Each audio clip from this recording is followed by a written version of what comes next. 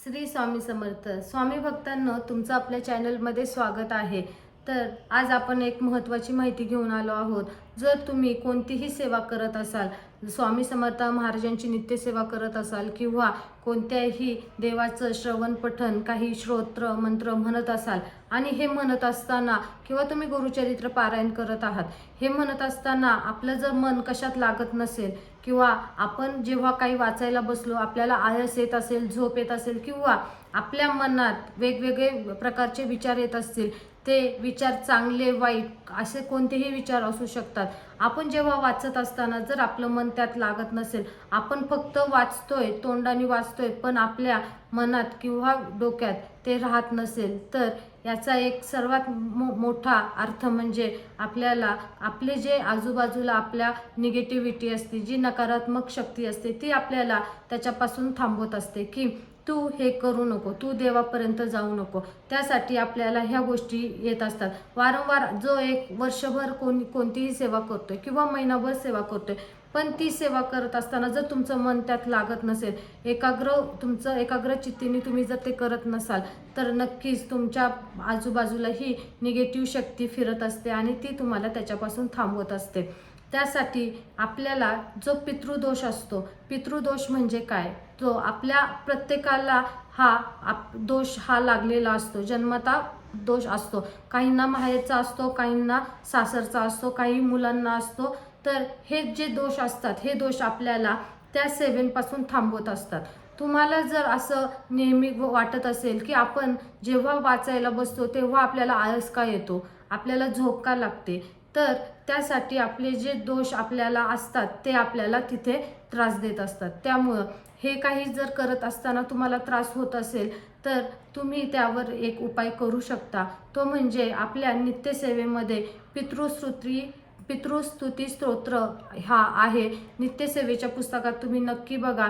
तो जर तुम्ही रोज सकाळी उठल्यानंतर दक्षिणेकडे तोंड करून जर तुम्ही बसले आणि ते वाचायला बसायच्या आधी तुम्हाला एक गोष्ट करायची आहे, ती म्हणजे जेव्हा आपल्याला ते वाचायचं आहे तेव्हा एक आसन घ्यायचं आहे बसायला, आणि ते आसन घेतल्यानंतर आपण जेव्हा ते वाचायला घेतो आपल्या डोक्यावर ओढणी किंवा पदर असायला पाहिजे. आणि जेव्हा आपण ते वाचत असाल त्यावेळेस आपण कोणाशीही बोलायचं नाही, कुठेही बघायचं नाही.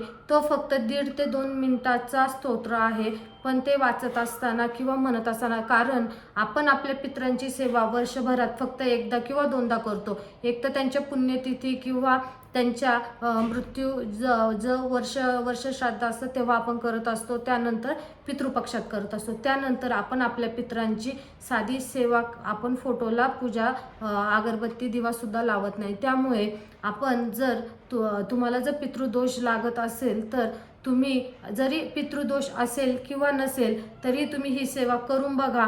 महिनाभर ही सेवा करा, तुम्हाला स्वतःला अनुभव येईल की तुमच्या काही गोष्टींमध्ये अडचणी येत असेल, तुम्ही जर काही काम करत असाल पण त्यात यश मिळत नसेल, तुमच्या नवरा बायकोच्या घरात भांडणं होत असतील किंवा मुलाबाळांचे भांडणं होत असेल किंवा संतती प्राप्त होत नसेल, तर ह्या सर्वांसाठी एक उपाय आहे, तो म्हणजे पितृदोष.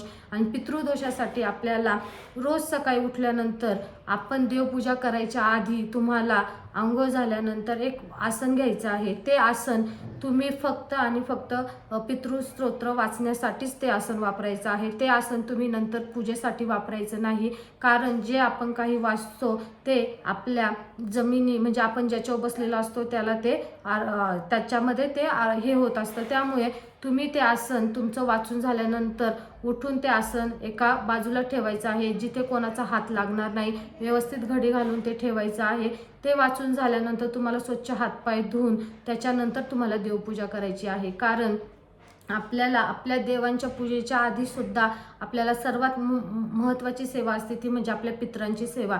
आणि तुम्ही जेव्हा पितृस्तोत्र वाचायला बसाल तेव्हा कोणाशी बोलायचं नाही, कोणाकडं बघायचं नाही. तुम्हाला ते वाचून झाल्यानंतरच पूजेच्या वेळेस तुम्ही बोलू शकता. आणि ही सेवा खूप महत्त्वाची आणि खूप प्रभावी आहे. जर तुम्हाला तुमच्या घरात काही अडचणी येत असतील तर तुम्ही ही सेवा नक्की करा, कारण याचा मी स्वतः अनुभव घेतलेला आहे. ही सेवा करत असताना तुम्हाला भरपूर काही निगेटिव्हिटी, नकारात्मक शक्ती तुम्हाला थांबवेल, पण त्याच्यातून तुम्ही समजून घ्या.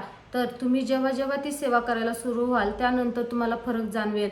जेव्हा तुम्ही काही देवाचं वाचायला बसाल तर तुम्हाला असं जाणवणार नाही आणि तुमचं मन एकाग्र होऊन तुम्ही ते वाचू शकता. आणि याचा सर्वात महत्त्वाचा फायदा म्हणजे आपल्या मुलाबाळांवर त्याचा व्यवस्थित आपल्या घरात पॉझिटिव्हिटी येईल आणि आपल्या मुलाबाळांचंही अभ्यासात त्याच्यात मन लागेल.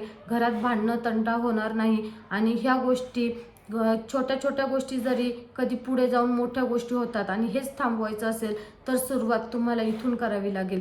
त्यामुळे तुम्ही पितृस्तोत्र हे खूप छोटं आहे, फक्त 1 ते 1.5 मिनिटाचं आहे. तुम्ही रोज वाचाल, 1-1.5 मिनिटं तुम्ही स्वतःसाठी देऊ शकता. तर तुम्ही हे नक्की वाचा, ही सेवा महिनाभर करून बघा, तुम्हाला फरक जाणवेल. अशीच माहिती आवडली असेल तर आपल्या चॅनलला शेअर, लाईक आणि सबस्क्राईब करायला विसरू नका. श्री स्वामी समर्थ.